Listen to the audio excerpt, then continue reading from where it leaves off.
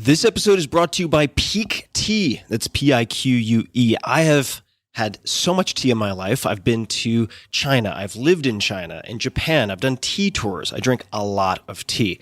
And 10 years plus of physical experimentation and tracking has shown me many things. Chief among them, that gut health is critical to just about everything, and you'll see where tea is going to tie into this. It affects immune function, weight management, mental performance, emotional health, you name it. I've been drinking fermented Pu'er tea, specifically, pretty much every day for years now. Pu'er tea delivers more polyphenols and probiotics than you can shake a stick at. It's like providing the optimal fertilizer to your microbiome.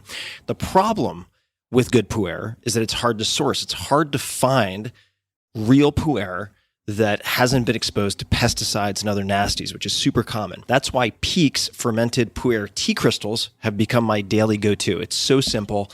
They have so many benefits that I'm going to get into, and I first learned about them through my friends Dr. Peter Attia and Kevin Rose. Peak crystals are cold extracted using only wild harvested leaves from 250-year-old tea trees. I often kickstart my mornings with their Pu'er green tea, their Pu'er black tea, and I alternate between the two. The rich, earthy flavor of the black specifically is amazing. It's it's like a delicious barnyard, very peaty if you like whiskey and stuff like that. They triple toxin screen all of their products for heavy metals, pesticides, and toxic mold, contaminants commonly found in tea. There's also zero prep or brewing required, as the crystals dissolve in seconds. So you can just drop it into your hot tea, or I also make iced tea, and that saves a ton of time and hassle. So Peak is offering 15% off their Pu'er teas for the very first time, exclusive to you, my listeners. This is a sweet offer.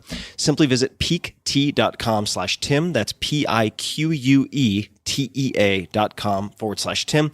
This promotion is only available to listeners of this podcast. That's peaktea.com/Tim. The discount is automatically applied when you use that URL. You also have a 30-day satisfaction guarantee, so your purchase is risk-free. One more time, check it out. Peak Tea, that's PIQUETEA.com/Tim. This episode is brought to you by ButcherBox. ButcherBox makes it easy for you to get high-quality, humanely raised meat that you can trust. They deliver delicious 100% grass-fed, grass-finished beef, free-range organic chicken, heritage breed pork, and wild-caught seafood directly to your door. For me, in the past few weeks, I've cooked a ton of their salmon, as well as 2 delicious barbecue rib racks in the oven. Super simple. They were the most delicious pork ribs I've ever prepared, and my freezer is full of ButcherBox. When you become a member, you're joining a community focused on doing what's better for all. That means caring about the lives of animals, the livelihoods of farmers, treating our planet with respect, and enjoying better meals together. ButcherBox partners with folks, small farmers included, who believe in going above and beyond when it comes to caring for animals, the environment, and sustainability. And none of their meat is ever given antibiotics or added hormones. So how does it work? It's pretty simple. You choose your box and your delivery frequency. They offer 5 boxes, 4 curated box options, as well as the popular custom box. So you get exactly what you and or your family love. Box options and delivery frequencies can be customized to fit your needs. You can cancel at any time with no penalty. ButcherBox ships your order frozen for freshness and packed in an eco-friendly 100% recyclable box. It's easy, it's fast, it's convenient. I really, really enjoy it. And best of all, looking at the average cost, it works out to be less than $6 per meal. Skip the lines for your Thanksgiving turkey. This holiday, ButcherBox is proud to give new members a free turkey. Just go to butcherbox.com/Tim to sign up. That's butcherbox.com/Tim to receive a free 10 to 14 pound turkey in your first box. Optimal minimal. At this altitude, I can run flat out for a half mile before my hands start shaking. Can I answer your personal question? Now would seem an appropriate time. What if I did the opposite? I'm a cybernetic organism, living tissue over metal endoskeleton. Tim Ferriss Show. Hello, boys and girls, ladies and germs. This is Tim Ferriss. Welcome to another episode of The Tim Ferriss Show. My guest today is Eric Schmidt. Eric Schmidt, that's SCHMIDT, on Twitter at Eric Schmidt, is a technologist, entrepreneur, and philanthropist. He joined Google in 2001, helping the company grow from a Silicon Valley startup to a global technology leader. He served as chief executive officer and chairman from 2001 to 2011, and as executive chairman and technical advisor thereafter. Under his leadership, Google dramatically scaled its infrastructure and diversified its product offerings while maintaining a culture of innovation. In 2017, he co-founded Schmidt Futures, a philanthropic initiative that bets early on exceptional people making the world better. He serves as chair of the Broad Institute and formerly served as chair of the National Security Commission on Artificial Intelligence. He is the host of Reimagine with Eric Schmidt, a podcast exploring how society can build a brighter future after the COVID-19 pandemic. With co-authors Henry A. Kissinger and Daniel Huttenlocher, Eric has a new book out titled The Age of AI and Our Human Future. You can find him again on Twitter at Eric Schmidt and at ericschmidt.com. Eric, welcome back to the show. Thank you. I really look forward to this conversation. I have been looking forward to this, and I want to confess first and foremost that I have tremendous insecurity around my lack of clarity on AI. So I am really looking forward to digging into many facets. But before we get to that, I want to pick out Henry Kissinger. How did you come to collaborate with Henry Kissinger? About 12 years ago, I met him at a conference called Bilderberg.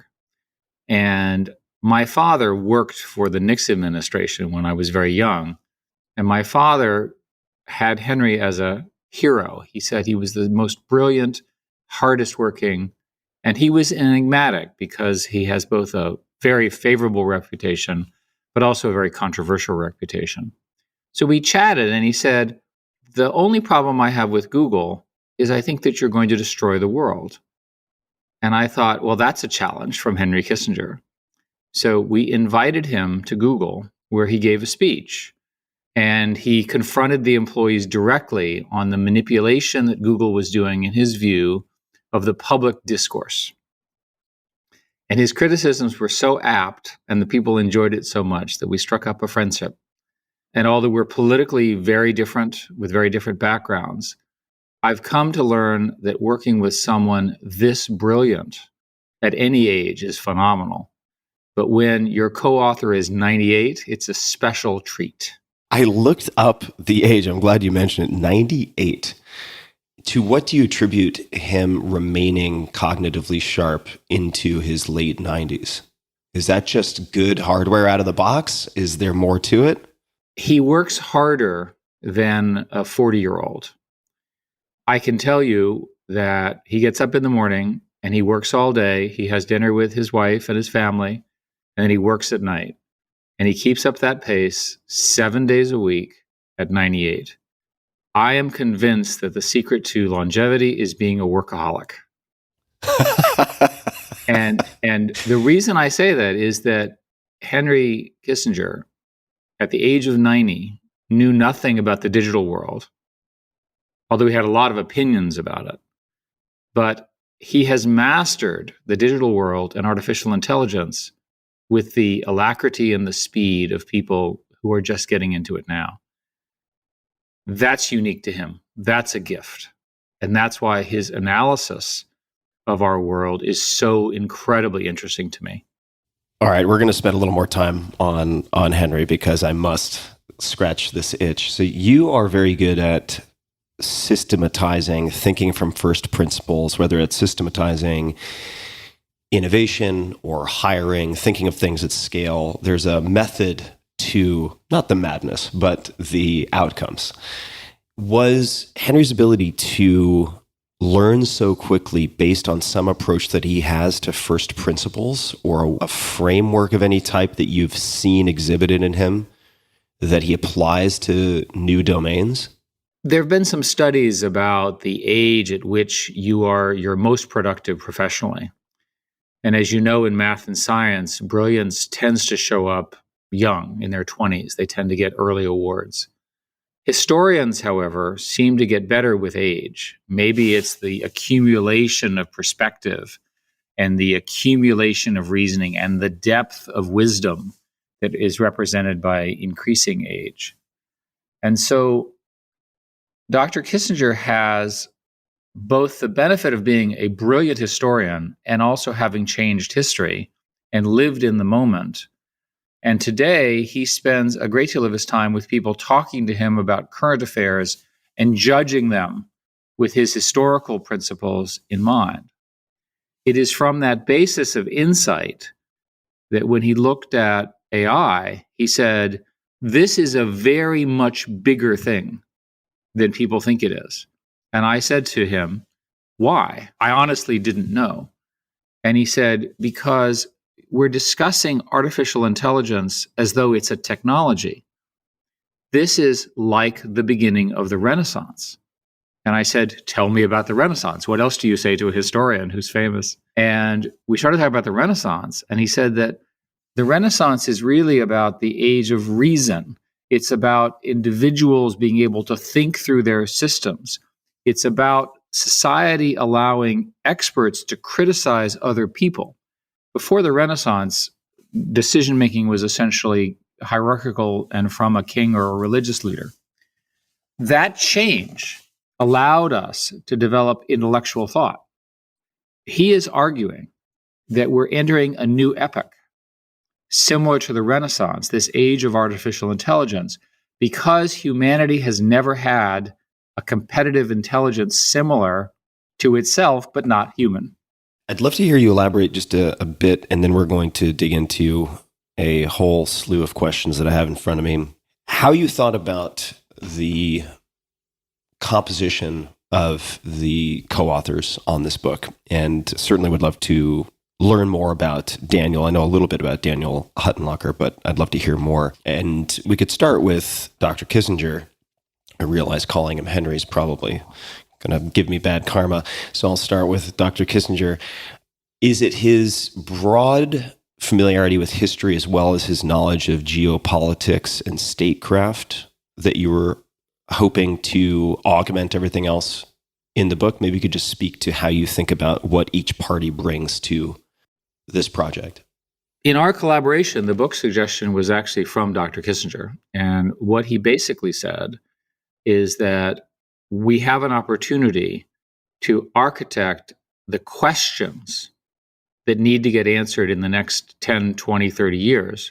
I would parenthetically offer that we didn't understand when we invented social media 15 years ago or so, the extraordinary and compound benefits and costs of social media to our society, in particular our political discourse.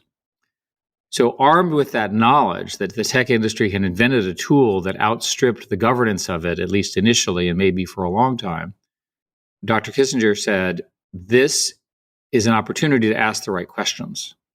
We recruited Dan Huttenlocher, who is the dean of MIT Computer Science, partly because he's a good friend and partly because he's such a good scientist. He will make sure that our claims are accurate. And Dan worked very hard to get the path of AI correct. Many of the books about artificial intelligence are speculative, but I'm not aware of any book that has both the geopolitical, social, and historical context, but also has the technology correct. Just to look at the opposite of speculative from a firsthand perspective, could you tell a story or two about what you've seen or experienced firsthand with AI? Well, you use AI today whenever you use Google Search, Google Ads, spelling correction, Google Translate. The story on AI that's not really well understood is that in the 1960s and 70s, when I started, AI was going to happen within a decade. And my friends who were AI obsessed got their PhDs in this area, and then everything stopped. It stopped working. And there was a period of about 20 years, which is known as the AI winter, where the systems didn't work. And then a series of mathematicians in the 80s and 90s invented what is today known as deep learning. I'll spare you the technical details, but the important thing about this deep learning is it allows the manipulation of patterns at scale that allowed these algorithms to work. And the big breakthrough was in 2011 with a process called ImageNet, where there was a contest to see if computers could see better than humans. And today, computers can see better than humans. Their vision is literally better. And I didn't realize at the time how important sight was for everything. A car should be driven by a computer. The doctor should use an AI system to examine you and then give him or her recommendations on your care. I'd much rather have the computer look at my skin rash or my retina in my eye, because we now know from many, many tests that humans make observational mistakes, even the best, but computers, when properly trained, don't. So it was from this insight that you could do vision at scale that you began to be able to do prediction at scale.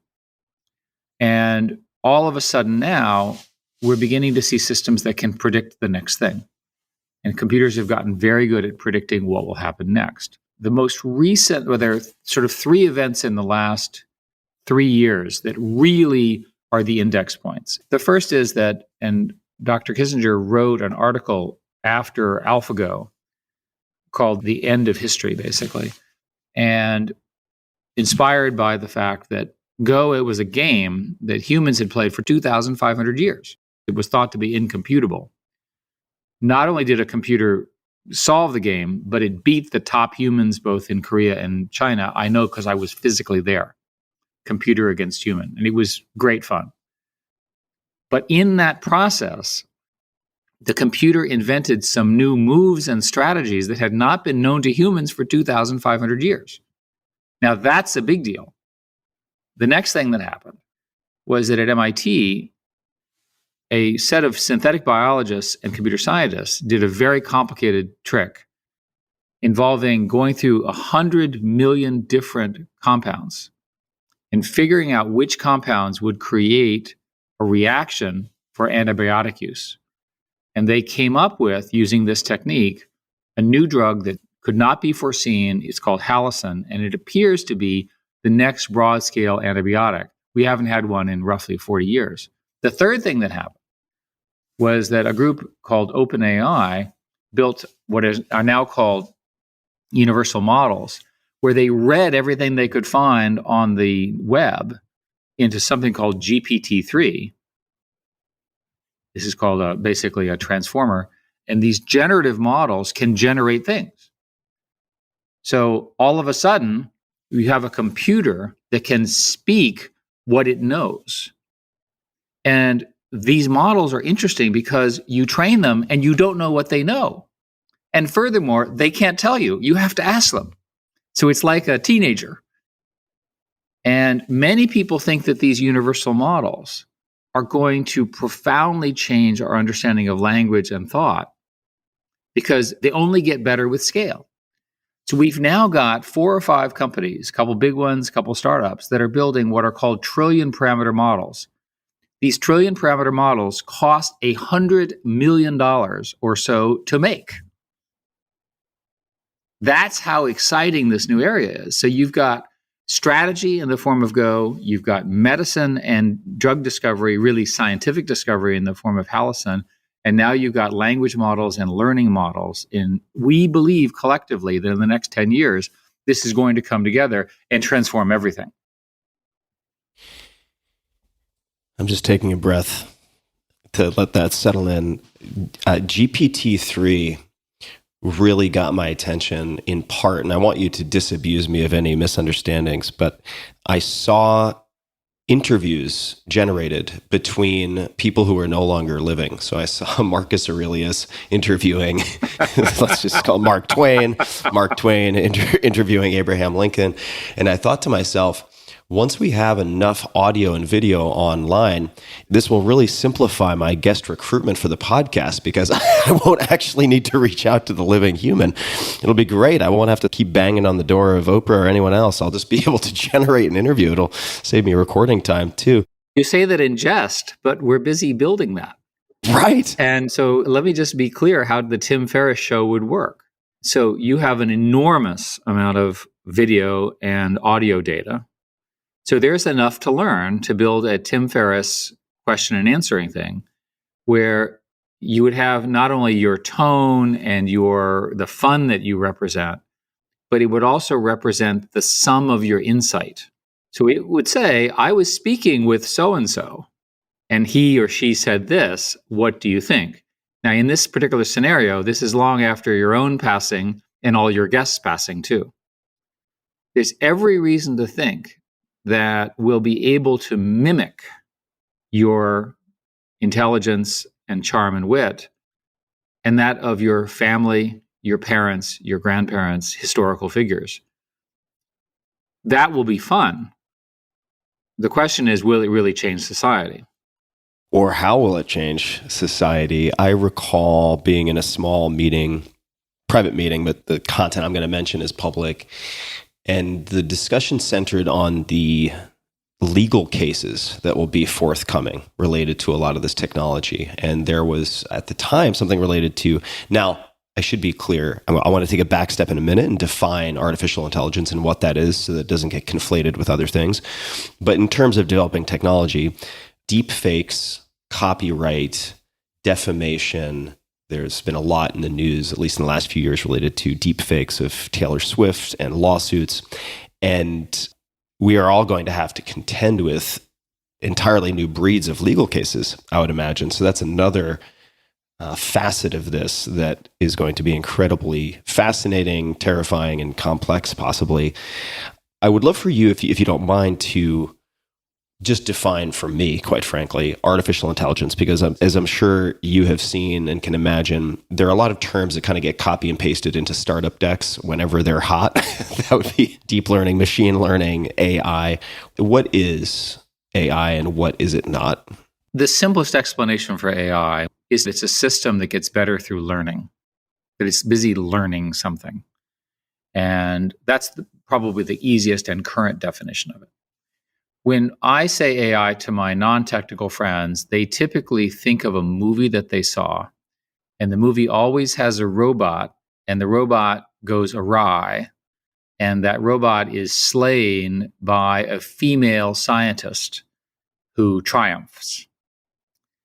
And I propose a variant of that movie where the computers all conspire against humans and start killing humans. The humans notice this, the computers run away from the humans, and a female scientist figures out how to unplug the computers one by one by one. That's not what AI is. That's a movie fiction. And it'll be a very long time, hopefully never, they will have to deal with that. What AI really is a system of knowledge that is implemented inside the cloud, so it's around you all the time. And it's very good at looking at large data sets and predicting things. It's very good at looking and finding patterns that humans can't see. I mentioned earlier that computers were very good at vision.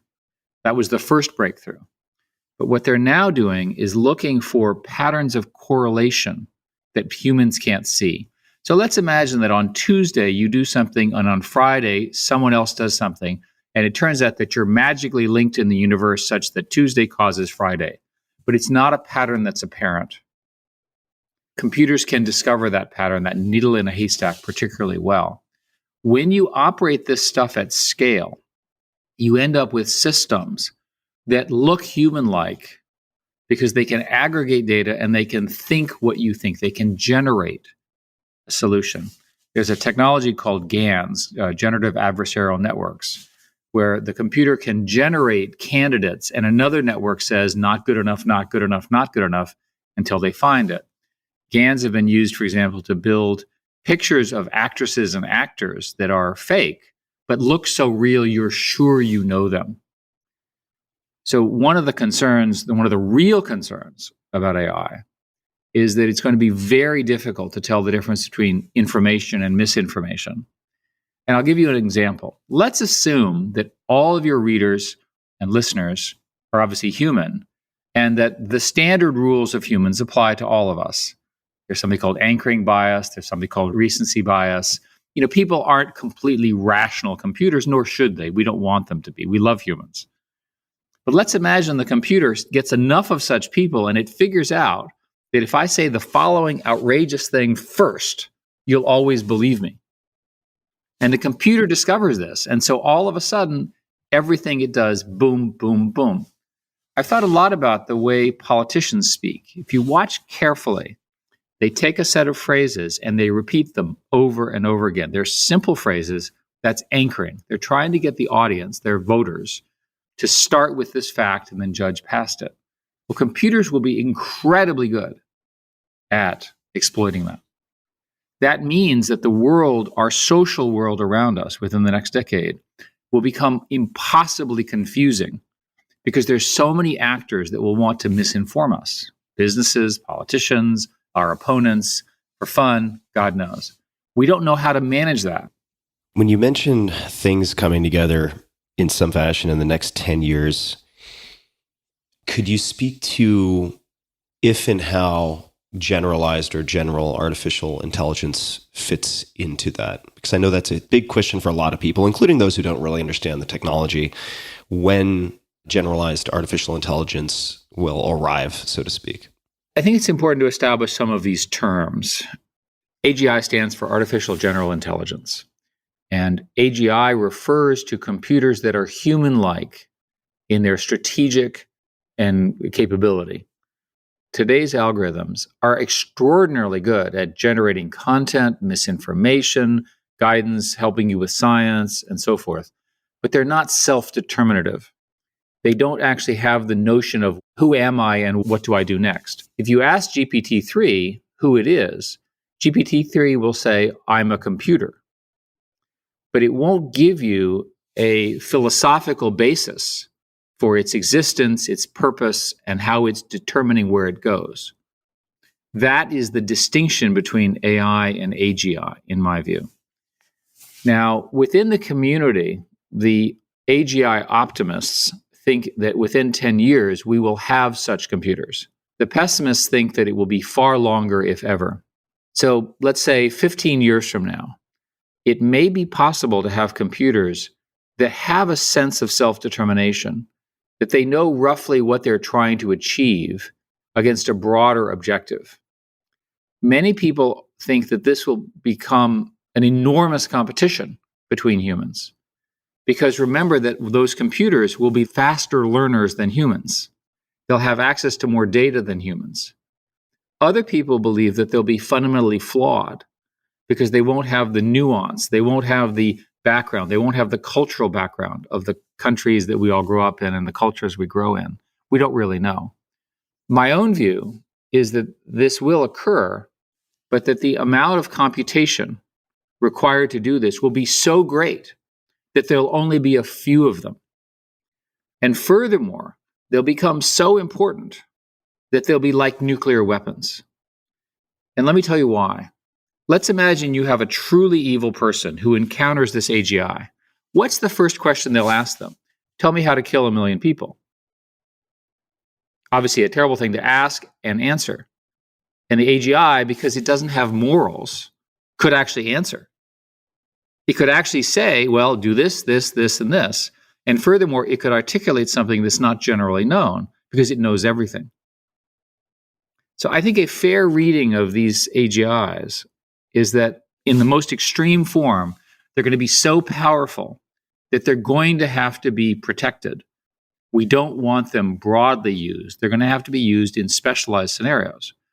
Now, such an intelligence will be enormously valuable for drug discovery, material science, climate change, making the world more efficient, making people more educated. And imagine with an AGI, you could say, tell me how to teach 1 million children English better. And he could figure that out. Because it could, in its own thinking, to the degree it's thinking, it could look at all the patterns, figure out how to do it, and you could actually ask it to write the program. The beginning of this is today, there are companies that are offering tools which will help you write code. They don't know what code you're trying to write, but once you start, it can fill in a bunch of it for you. That's the beginning of this phenomena. In the extreme case, there are scientists and basically science fiction around the future that could use something called the singularity, which is the point where the computer evolution is so much faster than humans. Now, that's speculation. When you talk to people in my world, most people think the singularity will occur 20 years from whenever you ask them that question. So that would say 2041. Where do you fall, if I may ask your personal opinion, Assuming, and this is a big assumption, that there are people on the techno-optimist and pessimist side who are very technically sophisticated, what is your current best guess or intuitive feel, however you want to answer it, on the arrival of something we would consider AGI? The top scientists, the greatest inventors in this area, collectively believe that we need one or two more breakthroughs to get to volition, to get to consciousness in the way that humans do it. When you wake up in the morning, you have so many choices of how to spend your time. How do you choose? How do you handle unplanned situations and all of that? Most people believe that the computers that I'm talking about will become enormously valuable partners. My physicist friend, I said to him, what would you like the computer to do? And he says, it's really simple.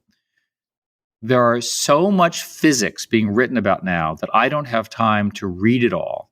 And I want the physics assistant to go and read everything, figure out what disagrees with each other, suggest things for me to think about while I'm sleeping. The biologists have similar questions. People who are philosophers want new insights, read everything, help me think through this.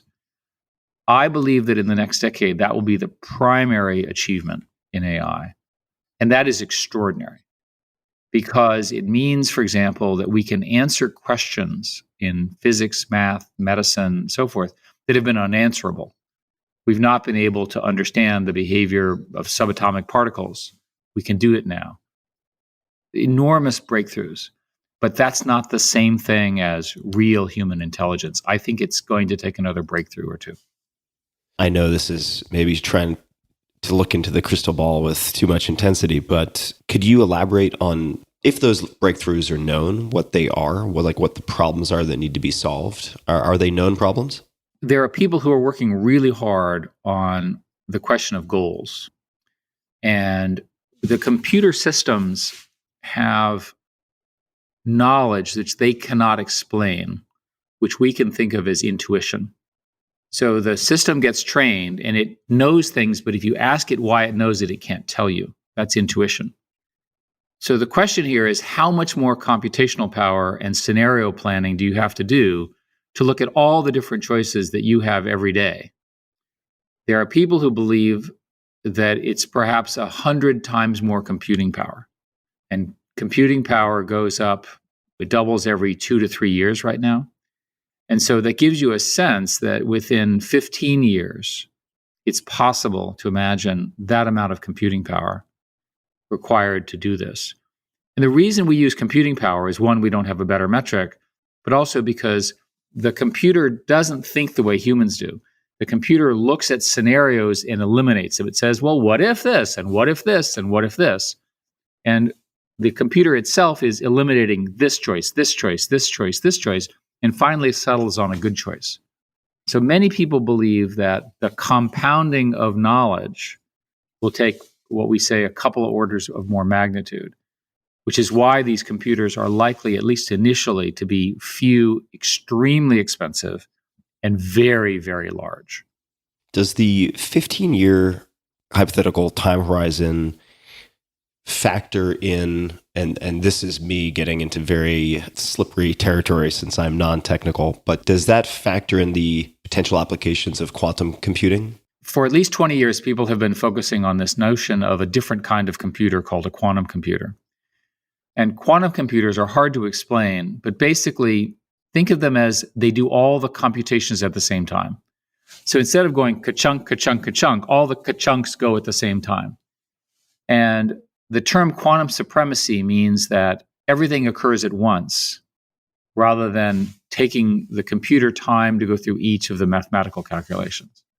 The reason that this is of such great interest is that one of the core aspects of security in the computer age is the difference between multiplication and division. And with quantum computers, you could break all of the codes and all of the secrets and all of the keys and all of that we all use every day. So a lot of people think that national security groups are busy working hard to do that. The consensus in the industry is that we are 8 to 10 years away from that.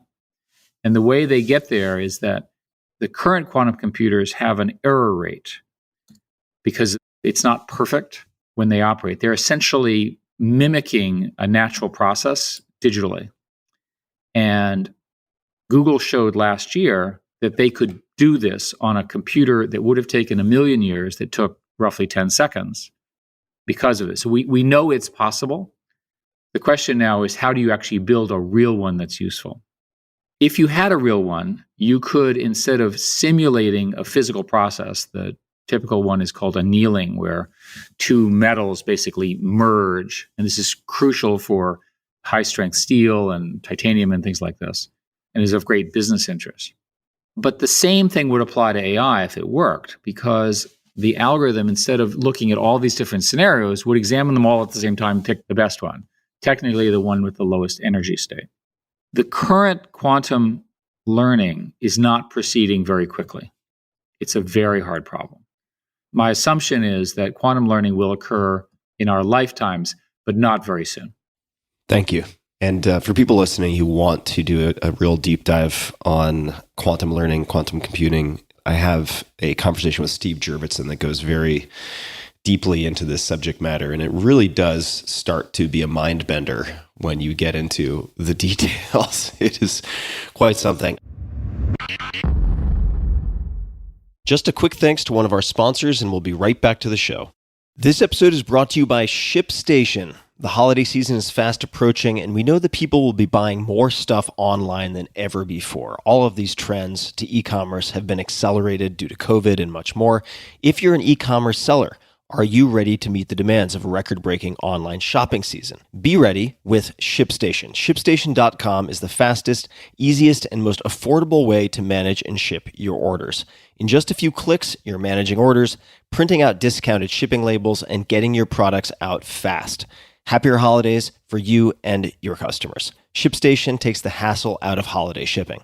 No matter where you're selling, on Amazon, Etsy, your website via Shopify or other platforms, ShipStation brings all of your orders into one simple interface. And ShipStation works with all of the major carriers, USPS, FedEx, UPS, even international. You can compare and choose the best shipping solution every time, and you can access the same postage discounts that are usually reserved for large Fortune 500 companies. It's no wonder that ShipStation is the #1 choice of online sellers. And right now, my listeners, that's you guys, can try ShipStation free for 60 days when you use offer code TIM.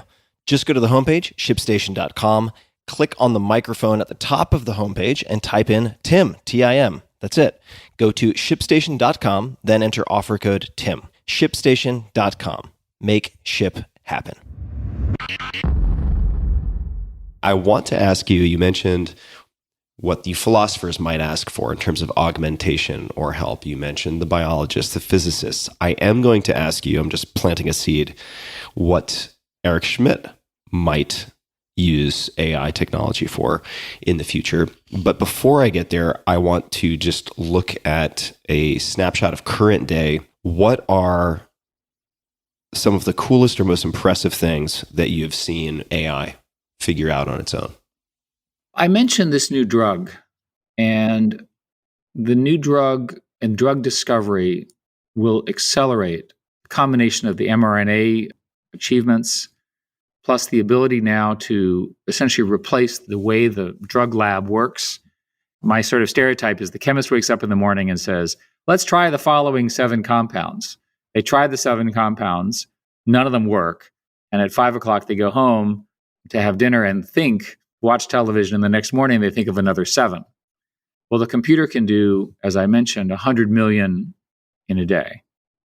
That's a huge accelerant in what they're doing. I'm very interested in the development of humans together with AI systems. And the example I would offer is you have a 2-year-old, and the 2-year-old gets a plush toy that happens to have AI inside of it. And by agreement, as this child ages every year, they get a better toy. And of course, the toy gets smarter.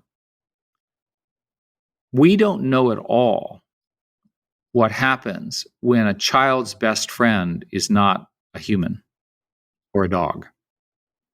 We don't know what that does to the child's bonding to other children, to their parents.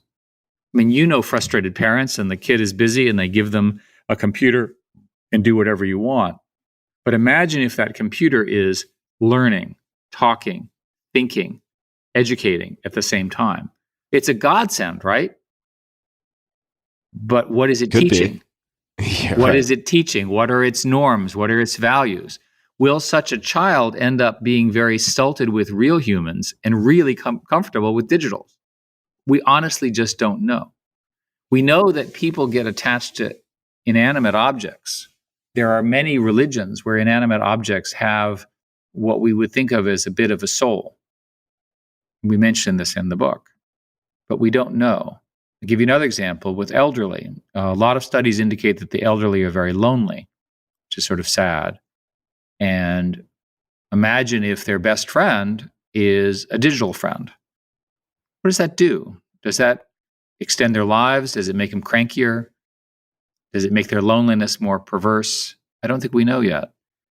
Yeah, or is that digital friend an emulation of a relative? That's right. So now we get our grandmother as an example, and we recreate her husband.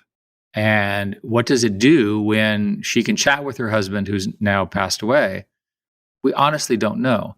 When I go through and I look at these technologies, there are really 4 qualities in AI that are different. The first is it's imprecise.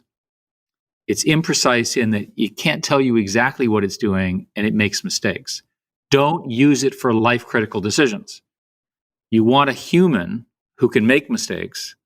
Consulting a computer, you don't want the computer flying the airplane, and maybe never, but certainly not for a long time. It's dynamic in the sense that it's changing. It can learn. It can assess the situation around it and change its behavior. This is the AI now. It has emergent behavior.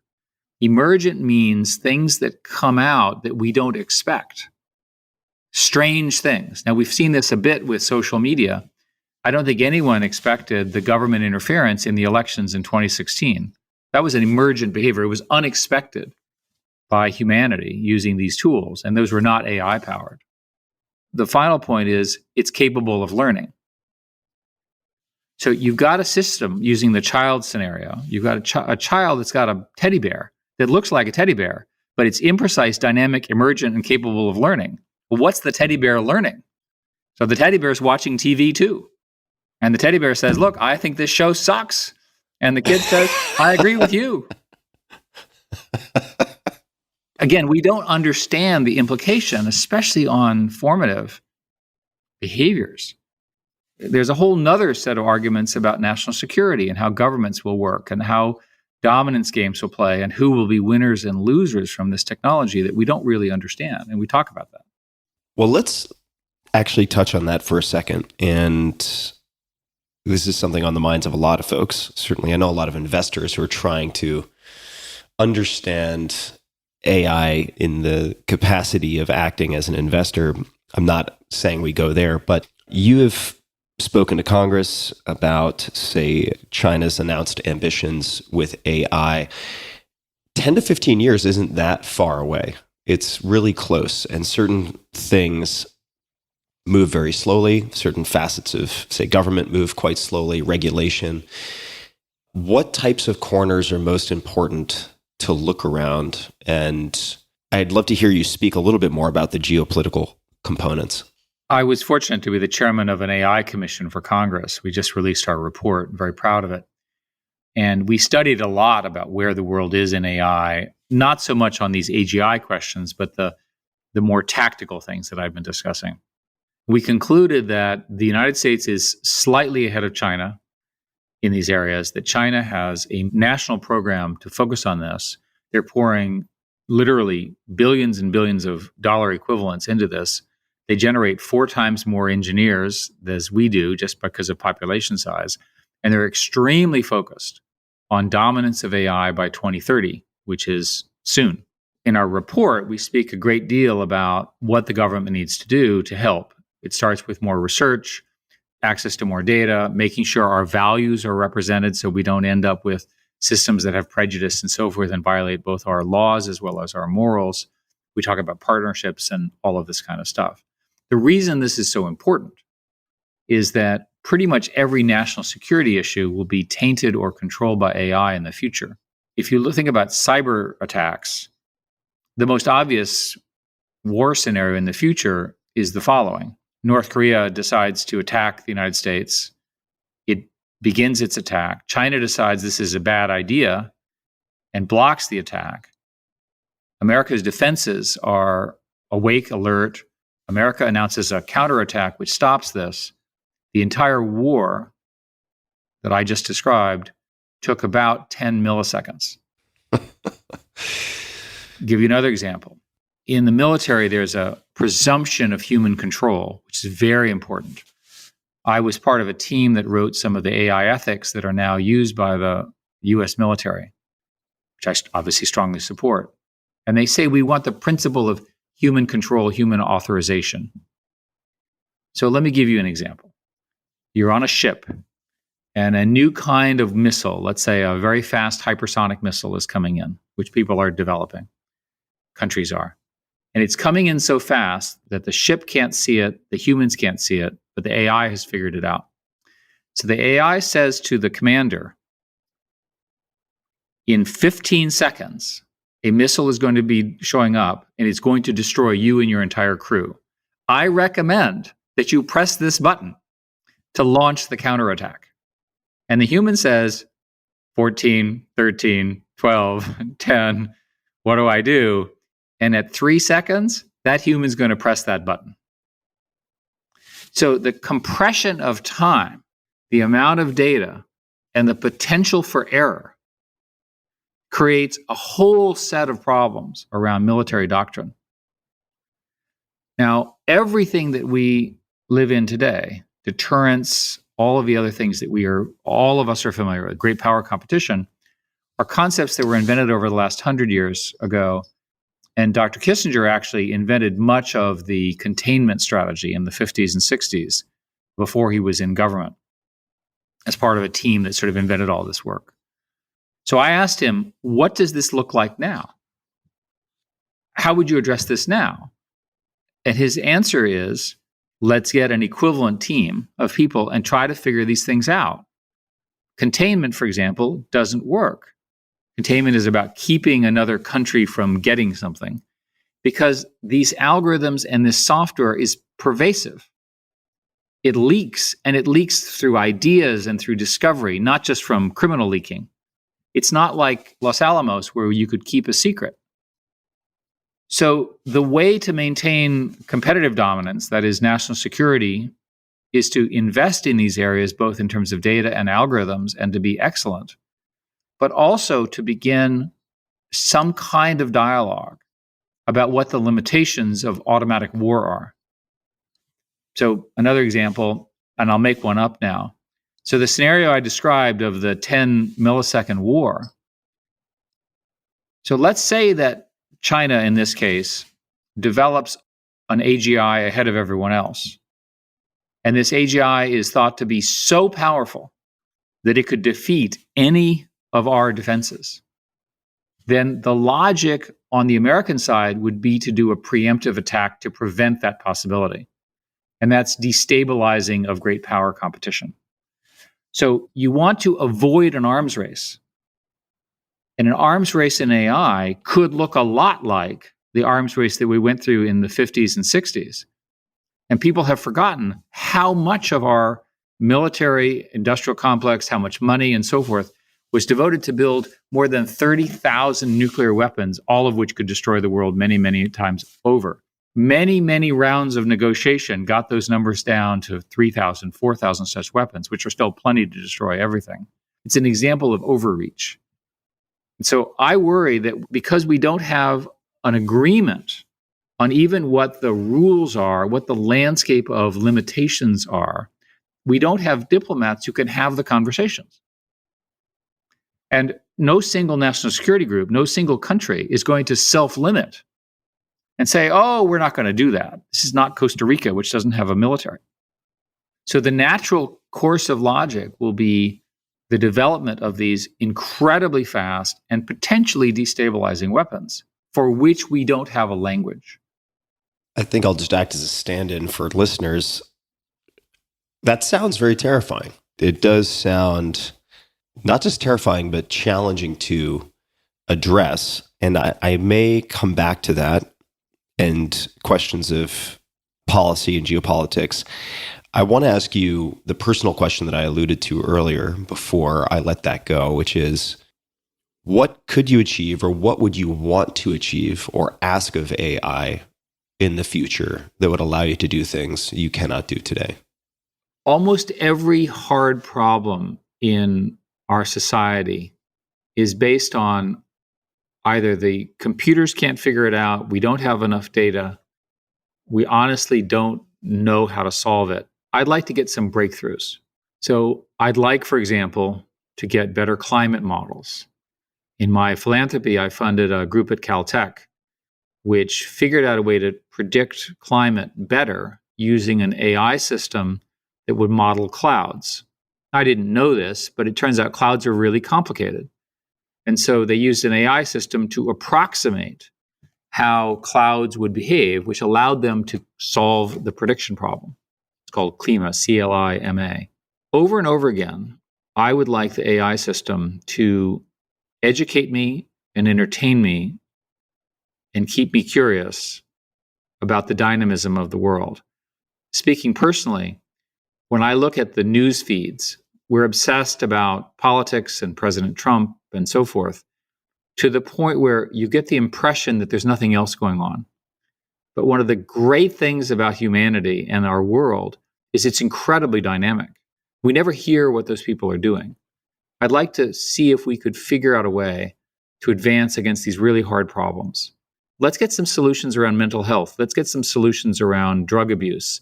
Let's get some solutions around the rise of inequality. And let's have our computers help us with those solutions. I'd love to talk about, this is something you know a lot more about than I do, but how programming may be able or incapable of addressing morals and ethics. And I'll give an example, probably a bad example and not technically accurate, but it seems like we're already at a point with, say, the development of autonomous vehicles where questions that might have been presented in a freshman philosophy class, like the trolley problem, actually need to be programmed on some level, in the sense that cars need to make decisions if there is an accident and they need to, say, choose between going on the sidewalk at high speed and hitting 3 elderly or swerving right and hitting 1 child, let's just say. Not that we would ever want to be in that type of situation, but these things happen. How do you foresee computer scientists attempting to, if this is even going to be an objective, instill ethics and morals into AI? And does it just require a level of self-awareness that perhaps we don't have? I'm curious how you might think about that. There are many, many computer scientists working on this. Every major computer science program I'm aware of has a computer science and ethics research project. There are a lot of problems. One of the first problems is that computer science and AI are based on learning data, literally learning, and therefore the information that they're learning has biases. So whatever prejudice and bias and religious problems that society has around it, the computer will absorb. So the research is how to identify those biases, because remember, in many cases, these systems cannot tell you what they know, and how to mediate them. It's pretty clear to me that there's going to end up being the system that knows everything, and then there's going to be a supervisory system that limits it. So 2 different systems. One will be the knowledge system, and another one which will keep it within some guardrails. So the question that was asked is not a permissible question. Don't send it to the system. And you're going to have all sorts of problems. My favorite self-driving car problem is here in New York. Eventually, all the cars are self-driving because it's such a crowded grid and traffic moves perfectly. The engineers at Google and everywhere else have figured out exactly how to optimize, under a set of assumptions, the aggregate and average delivery time of a human from place to place. It's a perfect computer science solution. So now we've got a woman who's going into labor who needs to get there faster. is there a button in the car that says, I'm pregnant, I'm about to give birth, and I need to get there faster? Okay, so she presses the button and somehow it works. How do we make sure that a gentleman who's lying cannot press the same button? In the trolley problem, all of these are of the form, how do you choose one life or the other? The correct answer is don't kill anything. And so we're going to have to find ways to avoid being in the situation where you have to choose between 3 old people and 1 child. And these are the great debates of philosophers and how do we value life and so forth. But I think we should start with the premise that the system should be designed such that it optimizes overall happiness and overall wealth in the societal sense of wealth. As an example, we tolerate double parking. We tolerate people speeding. We don't track every car and give them an automatic ticket every time they go above the 30-mile-an-hour speed limit by 1 mile. But technically, that would be easy. If you want to eliminate the vast majority of crime in our society, put cameras in every public space with face recognition. It's, by the way, illegal to do so. But if you really care about crime to the exclusion of personal freedom and the freedom of not being surveilled, then we could do it. So the technology gives you these choices, and those are not choices that computer scientists should make. Those are choices for society. I use the surveillance cameras as an example to say that in Britain, they're very widely accepted. When you're in Britain on a street, you're on camera. In the United States, it's partial. Sometimes you are, sometimes you're not. But in Germany, with a long history of the Stasi, they are very violently opposed to such surveillance. These are 3 different democracies that have made the choices in different ways. So I don't think that computer scientists and the tech industry should make these decisions. But I do think what we should tell people is our tools give you this range of choices. If you look at leadership in China, China is a couple generations ahead in surveillance. They can actually spot you in your gait now, the way you walk, not just your face recognition. This is not something we want to lead in. I'm just letting that all sink in for a second. This is one of those conversations for me. It's great. There's so much to chew on. And I'm going to take a 90-degree turn back to the physicist and the biologist and others who will be able to consult AI in the way I think it was presented to help assimilate new information, new developments, get up to speed. They can't possibly, even with physical constraints, keep up or digest the amount they would like to digest. Now, many people, Dr. Kissinger certainly over decades and many, many others, spend a lot of their time ingesting information. And that could be in the form of reading. It could be in the form of conversations like this. I suppose there are 2 questions. One is, how do you think thought workers or humans will spend their time once that ingestion is dramatically reduced or removed? And along with that, if we get to the point where that is possible, and there's a question of how it would be conveyed to the human, how far are we from there simply being a direct brain-computer interface where that information is somehow seamlessly integrated into our consciousness without being spoken or imparted to us externally? To answer the last part first, we are in our industry, we're working on direct brain connections of one kind or another. They're all in startups. They're all speculative at this point. They've shown some gains.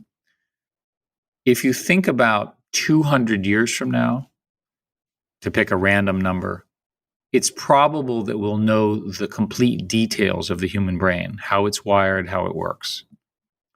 So if you think far enough in advance, well past our lifetimes, it's probable that we'll know a great deal about how to manipulate the brain externally to the brain. We'll understand how it works. We'll understand the wiring. Maybe there'll be some attachment and so forth. Most people think that that will occur. No one has any idea when. When you go back to the gains, you want to get the basis of what the next 20 years look like.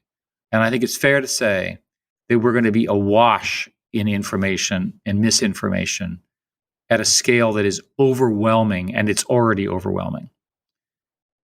So the most likely scenario is that each of us will have the equivalent of an AI communications assistant that will watch, like while you and I are speaking, my AI assistant is watching what's going on, and it knows my preferences, it knows what I care about, and it has a good sense of judgment. And when we're finished speaking, it'll say, by the way, over here in Arkansas, the following thing happened that you might want to check out. More importantly, this AI assistant will battle with the misinformation assistants. And it'll say, prove to me that you're a human before I expose you to my human. And so you can imagine a scenario where the solution to the misinformation problem and the solution to this information space problem is that each of us has our own AI assistant that, think of it as the equivalent of a phone, although in practice it's a supercomputer that's accessed through your phone or equivalent, that sort of keeps you sane. If you go back to my earlier comments about children, we have no idea what the rules should be for that assistant. So let me give you an example. We've learned, unfortunately, in the last few years, that there are still horrific racial prejudice, horrifically hateful people. Well, they get an assistant too. Is their assistant going to pattern their racism or their misogyny or their violence against children or all these sort of hateful behaviors? Because these are part of humanity too. Or will there be some regulation that says that your assistant has to be politically correct? It has to say, are you a he, a she, or, in other words, how will society resolve that? And my prediction will be that each government and each culture will adopt different rules about them, but they're not going to be unregulated. What we've learned, and I've learned really the hard way, is that the technology that I helped work on and that is being invented now is no longer optional. 15 years ago, I used to give this speech saying, look, you hate the internet, turn your phone off. Have dinner with your family. Do whatever you're going to do, but get off.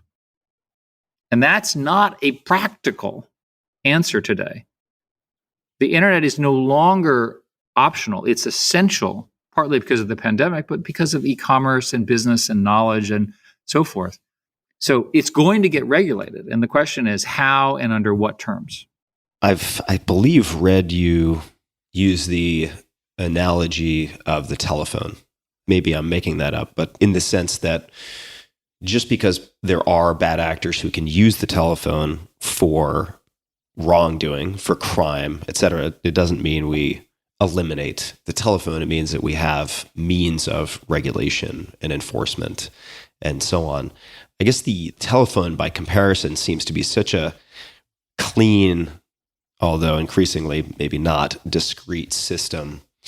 What are the most important next steps from your perspective with respect to even thinking about regulation, the best questions to ask, or just concrete steps?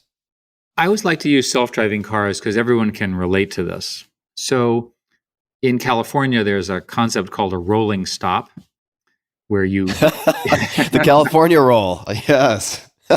And when you come to the stop sign, you sort of forget to fully stop. You roll through. So the policeman comes over and says, you did the rolling stop. And I say to the policeman, sir, I did not.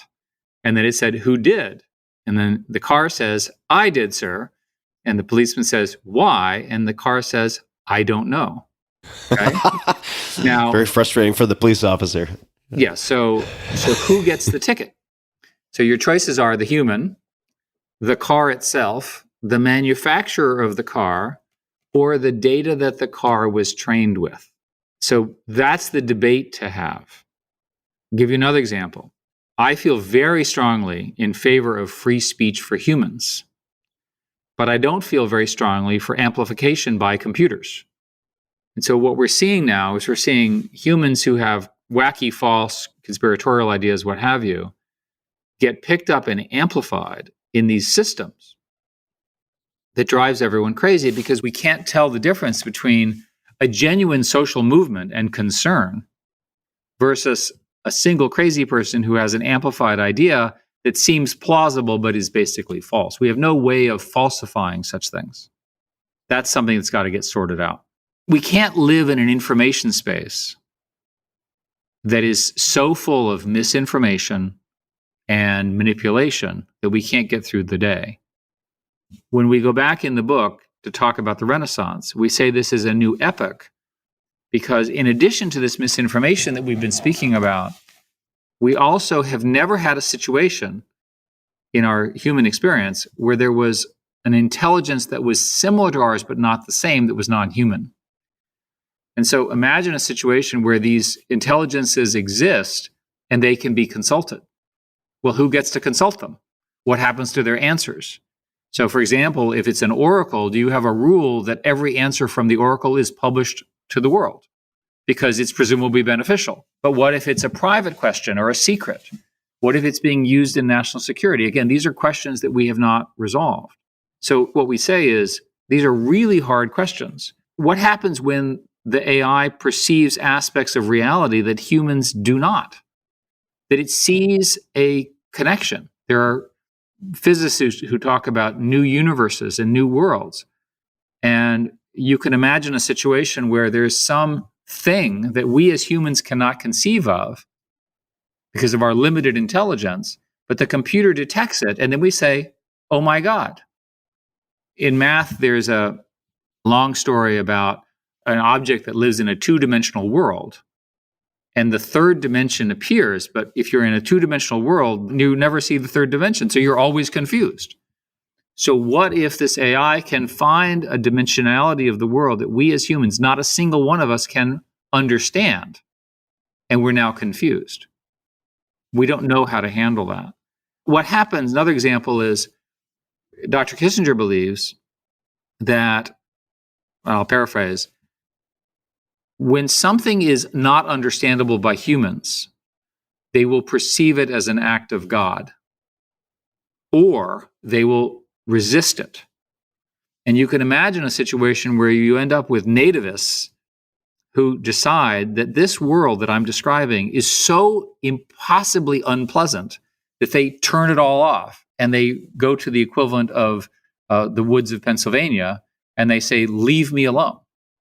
And you have other people who learn to drive it and manipulate it for good and evil. You'll have a choice. And then one final scenario to think about goes like this. Let's say you're older, kids are grown, and it's time for you to take a break from the world. So you put on headphones and VR glasses.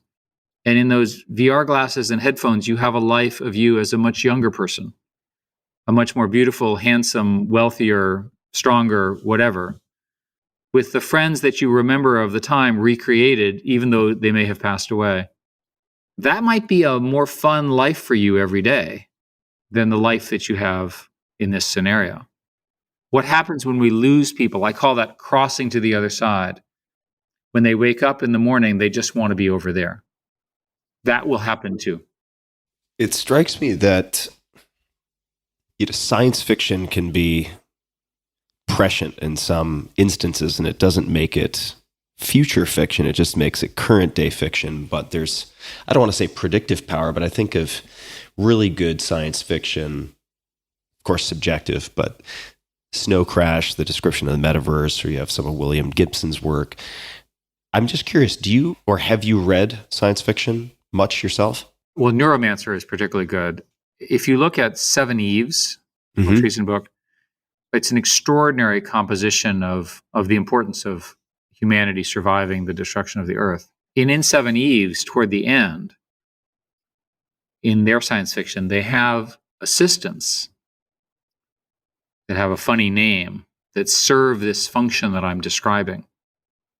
So as usual, science fiction anticipates many of the things in technology. But if you think about it, we believe today from the Reformation that we have the sole power of understanding reality. But at some point, that's not going to be true. When that happens, what will our self-conception look like? How will we conceive of ourselves? How will we organize ourselves? How will we value ourselves? Let me ask you some follow-up questions on this word reality and perception, because it makes me think, this conversation makes me think of, and maybe getting the full name wrong, so I'll correct it in the show notes if I do, but I believe his name is Donald Hoffman, who is a cognitive scientist, also computer scientist at UC Irvine. And he has a book that's called, I believe, The Case Against Reality, and also a TED Talk. And the general exploration focuses on how easy it is to prove and demonstrate that we are optimized for very few things, right? Reproduction, principle among them, and that what we perceive is not some objective reality. And that if you were a mantis shrimp, for instance, you would see things very differently. They have these incredible optics systems and so on and so forth. What does the word reality mean to you? And how do you think personally that might change once we are deeper into the era of well-developed AI? 50 years ago, reality was television and normal life. Today, reality is this online world that is constantly demanding attention, constantly full of stressors of one kind or another, constantly demanding your engagement, because that's the way it's built. The engagement is around monetization, spreading information and misinformation, and so forth. Everyone I know is being driven crazy by the explosion of that. I think that in the next decade, the explosion will continue and the solutions will need to be developed, because more and more the digital world becomes the real world. And an example that I used, which is, for example, you can see it in the movie Ready Player One, where people cross over and they spend most of their time in a virtual world, is true for many, many teenagers. And there's every reason to believe in the next 10 or 20 years, those worlds will become extraordinarily sophisticated. So I'll give you a simple example. At Google, because there was so much going on, we developed a pattern where people would be in meetings, but they would also be doing their email at the same time. And we became very good at doing two things at once. And this was a cultural norm.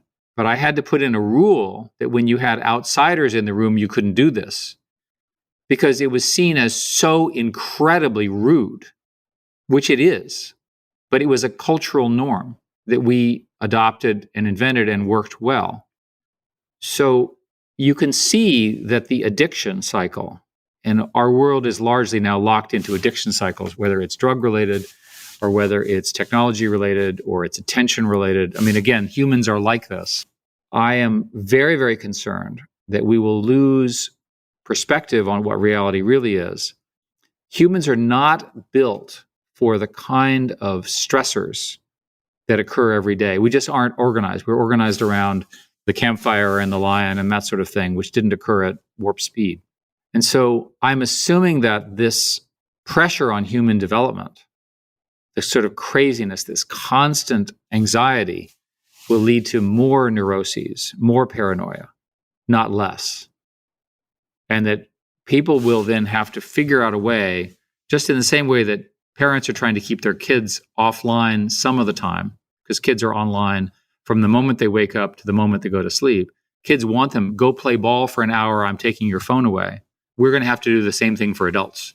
What rules or constraints do you have for yourself around social media or other types of digital stimuli? One of my friends said that he stopped watching television because he reads all his news online. And I thought, okay, well, that's a reasonable time trade-off. Of course, you're changing one stressor for another. But that says, I only have time for one. I've chosen the online world.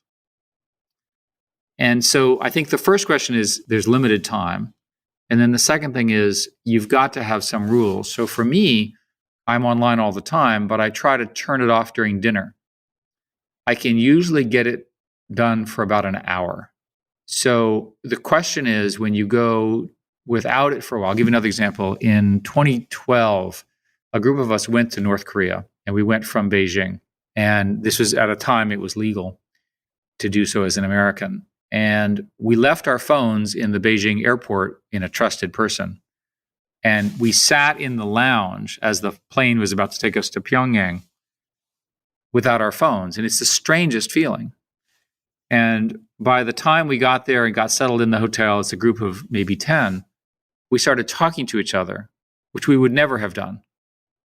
And within 3 days, we were best friends. The moment we got back to Beijing and got our phones, we were on them.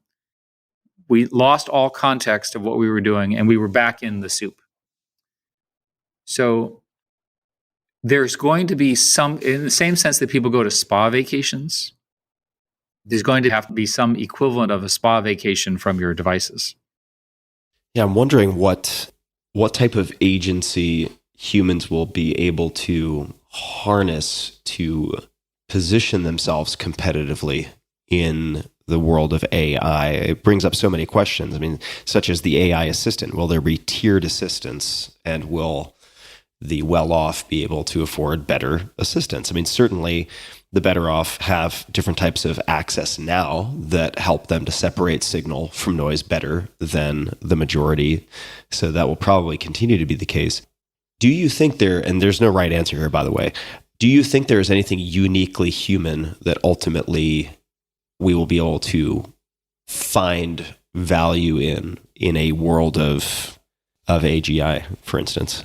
A lot of people are speculating that the eventual future is a much richer world where people are largely idle, and that the units of production are so efficient, this is food production, buildings, and so forth, that everyone can live like a millionaire, which means they don't have to work. And a lot of people would prefer not to work. Many of the jobs they find not that interesting, and they have hobbies that are more interesting to them, and so forth. It's possible that will be true. It's also possible that that world is dystopian because humans need meaning. So I think the answer to your question has a lot to do with whether the systems produce more meaning for humans or less meaning. If the computer replaces me, that's less meaning.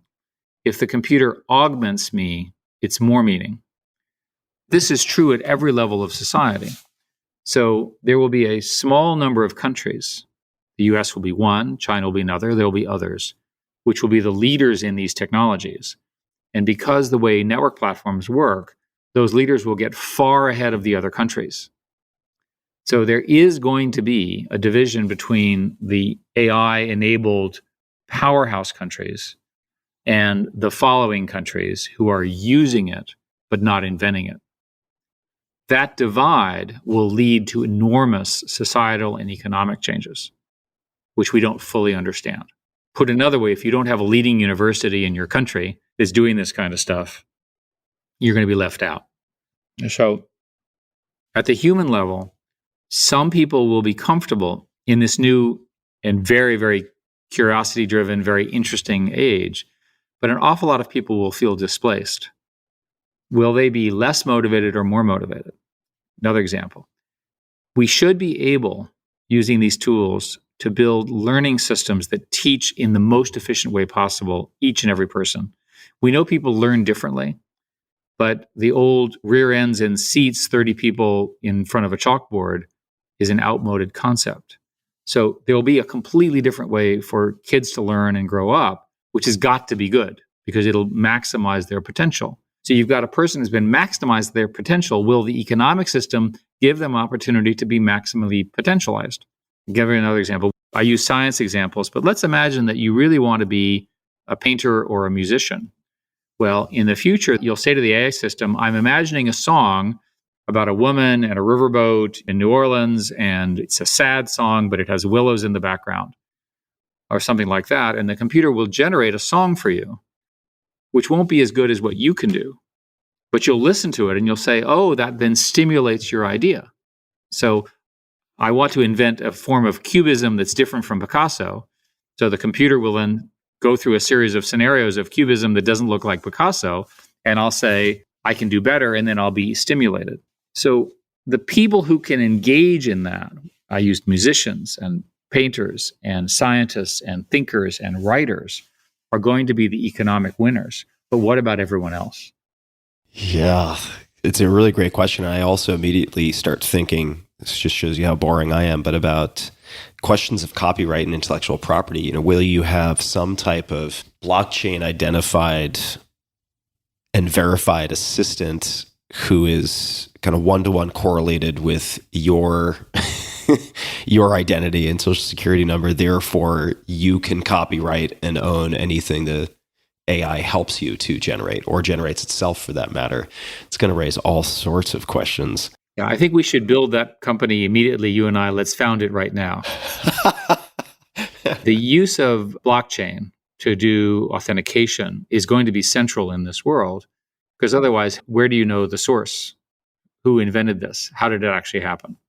Yeah, well, we should talk about it. We're going to need source authentication very, very much in this. I was looking back at my notes from our last conversation. We covered a lot of ground. I recommend everyone also listen to the last conversation because we went so deeply into your background, your history, the trajectory, different mentors. It was a great conversation. I really enjoyed it. And we spoke a lot about Bill Joy. And when, in the notes at least, if I'm remembering correctly, once he became a venture capitalist, he would read research papers, figure out who the best authors or participants were, and then call them and ask, what's the most interesting thing in your field? And I would love to hear any examples of startups, bigger companies, academics, particular teams at universities, any one or any groups that stand out to you as doing very, very interesting things in the sphere of AI. There are two well-known examples in AGI. One is called DeepMind, which is in the UK. It's owned by Google. I've been heavily involved with them. And another one is OpenAI, which is the inventor of GPT-3, which has a big partnership with Microsoft. Those two are probably the largest focuses in these new areas, so-called reinforcement learning, so-called generative learning. And there are a couple of other labs. There's a series of university projects. I've been funding AI applied science in the leading universities. And the AI science goes something like this. The physicists know how something works, but our computers can't calculate it. It's too complicated a calculation. But they can make an approximation. So often in science, a AI system is used to approximate something good enough so that we can understand how the system works. The most obvious area where this will play out will be in biology. Another friend of mine said that math is to physics what AI will be to biology. You needed math to understand how physics worked. You'll need AI to understand how biology works because it's so incredibly complicated. We still don't understand how to model a cell. We still don't understand how the brain is organized. There are so many basic things that you would think as humans we would want to know that have not been calculable for us. And that's where all the great discoveries will be. I have to share something just because it's on this topic in a sense. I have a set of papers from the late Richard Feynman on which he drew the Krebs cycle. And I just found that crossover, so to speak, so fascinating. And we don't have to go deeply into Feynman, but certainly one of the people I've paid a lot of attention to. Biology is incredibly complex. And I was thinking of the examples you've given and thinking of, say, protein folding or trying to identify receptors and the shapes of receptors, or even structure and modify the shapes of receptors. The process, as you've already said, is so incredibly labor intensive, and we've tried all sorts of things to try to pick up the slack using idle computers in a distributed fashion. But once you have AI as a player on the field, that could change things so fundamentally, as you mentioned with that one example. I think Hallison was the example that you mentioned. It's a big, big deal. I wonder how AI may augment natural prospecting, since nature, oftentimes the molecules we identify in nature are just so beyond the wildest imaginations of anyone who would start from scratch with a, say, ground up synthetic approach. It raises so many interesting questions.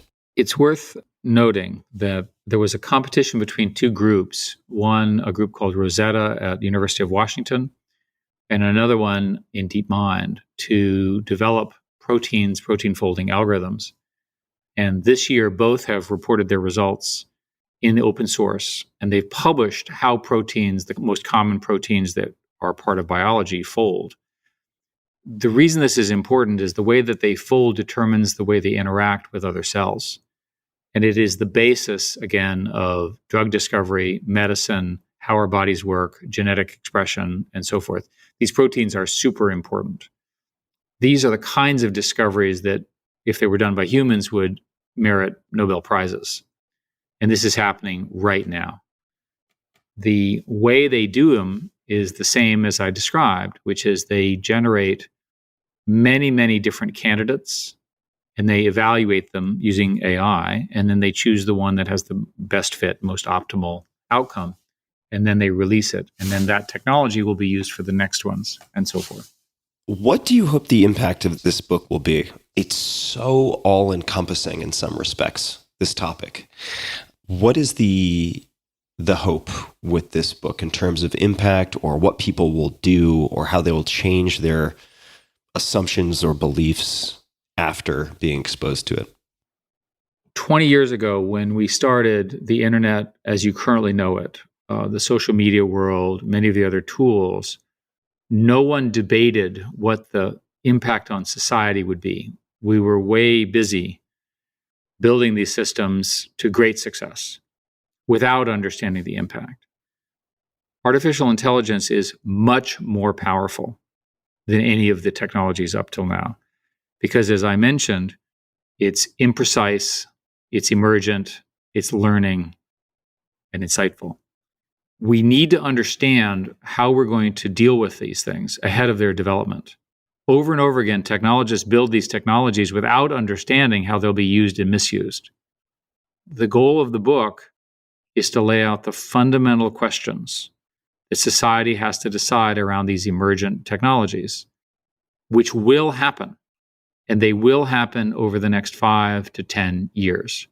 If our book turns out to be the index case, where after reading this book and after its publication, people say, holy crap, I've got to get ahead of this. I've got to figure out a philosophy around this. I have to figure out a way where humans can coexist with these new systems.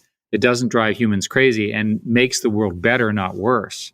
That's a great outcome from our book. The Age of AI, and what a powerhouse of the trio, the co-authors involved. It's tremendously important, and I'm thrilled that we've had a chance to deep dive into so many facets of this subject that has been of great interest to me, but has come along with great insecurity because I come at it from a lay perspective. Before we go, I must ask, how has it been to start your own podcast? I enjoyed it. It turns out to be harder than I thought because I actually had to prepare and I had to get context and so forth. But it has had enough of an impact that I will continue. Reimagine with Eric Schmidt. You're an excellent conversationalist. I'm continually impressed. I don't need to do much. That's the key to good interviewing is pick your subject. That's right. It's all about the subject, though. I think it's all about it's a dual process. But I think it's worth thinking about in terms of what you and I do. You're a fan of Richard Feynman. When will there be a computer as smart as Richard Feynman? And the answer is a very long time from now.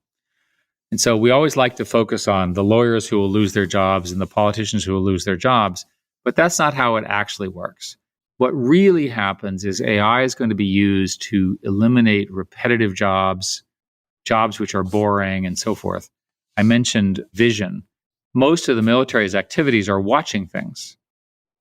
I'd much rather have the computer watching, and then when there's an exception, say, hey, something happened, and alert a human to take a look at it. It's a better use of both the human and the computer. And so the good news is that what you do and what I do is not going to be replaced by computers soon.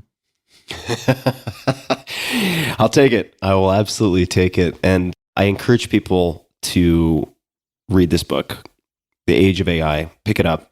You can find Eric on Twitter at Eric Schmidt, and then certainly at ericschmidt.com. We'll link to everything, including the book and all resources, companies, technologies mentioned in the show notes at tim.blog/podcast. Eric, thank you so much. This has been extremely, extremely enjoyable and educational for me. So I appreciate you taking the time. Thank you, Tim. Hey guys, this is Tim again. Just one more thing before you take off, and that is 5 Bullet Friday. Would you enjoy getting a short email from me every Friday that provides a little fun before the weekend? Between 1.5 and 2 million people subscribe to my free newsletter, my super short newsletter called 5 Bullet Friday. Easy to sign up, easy to cancel. It is basically a half page that I send out every Friday to share the coolest things I've found or discovered or have started exploring over that week. It's kind of like my diary of cool things. It often includes articles I'm reading, books I'm reading, albums perhaps, gadgets, gizmos, all sorts of tech tricks and so on that get sent to me by my friends, including a lot of podcast guests. And these strange esoteric things end up in my field, and then I test them, and then I share them with you. So if that sounds fun, again, it's very short, a little tiny bite of goodness before you head off for the weekend, something to think about. If you'd like to try it out, just go to tim.blog/Friday. Type that into your browser, tim.blog/Friday. Drop in your email, and you'll get the very next one. Thanks for listening. This episode is brought to you by ButcherBox. ButcherBox makes it easy for you to get high-quality, humanely raised meat that you can trust. They deliver delicious 100% grass-fed, grass-finished beef, free-range organic chicken, heritage breed pork, and wild-caught seafood directly to your door. For me, in the past few weeks, I've cooked a ton of their salmon, as well as 2 delicious barbecue rib racks in the oven. Super simple. They were the most delicious pork ribs I've ever prepared. And my freezer is full of ButcherBox. When you become a member, you're joining a community focused on doing what's better for all. That means caring about the lives of animals, the livelihoods of farmers, treating our planet with respect, and enjoying better meals together. ButcherBox partners with folks, small farmers included, who believe in going above and beyond when it comes to caring for animals, the environment, and sustainability. And none of their meat is ever given antibiotics or added hormones. So how does it work? It's pretty simple. You choose your box and your delivery frequency. They offer 5 boxes, 4 curated box options, as well as the popular custom box, so you get exactly what you and or your family love. Box options and delivery frequencies can be customized to fit your needs. You can cancel at any time with no penalty. ButcherBox ships your order frozen for freshness and packed in an eco-friendly 100% recyclable box. It's easy, it's fast, it's convenient. I really enjoy it. And best of all, looking at the average cost, it works out to be less than $6 per meal. Skip the lines for your Thanksgiving turkey. This holiday, ButcherBox is proud to give new members a free turkey. Just go to butcherbox.com/Tim to sign up. That's butcherbox.com/Tim to receive a free 10 to 14 pound turkey in your first box. This episode is brought to you by Peak Tea. That's Pique. I have had so much tea in my life. I've been to China. I've lived in China. In Japan, I've done tea tours. I drink a lot of tea. And 10 years plus of physical experimentation and tracking has shown me many things. Chief among them, that gut health is critical to just about everything. And you'll see where tea is going to tie into this. It affects immune function, weight management, mental performance, emotional health, you name it. I've been drinking fermented Pu'er tea specifically pretty much every day for years now. Pu'er tea delivers more polyphenols and probiotics than you can shake a stick at. It's like providing the optimal fertilizer to your microbiome.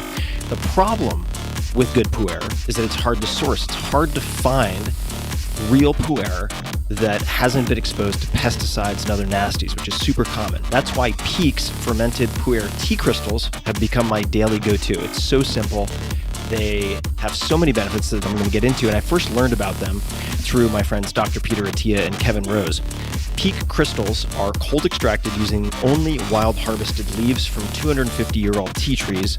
I often kickstart my mornings with their Pu'er green tea, their Pu'er black tea, and I alternate between the two.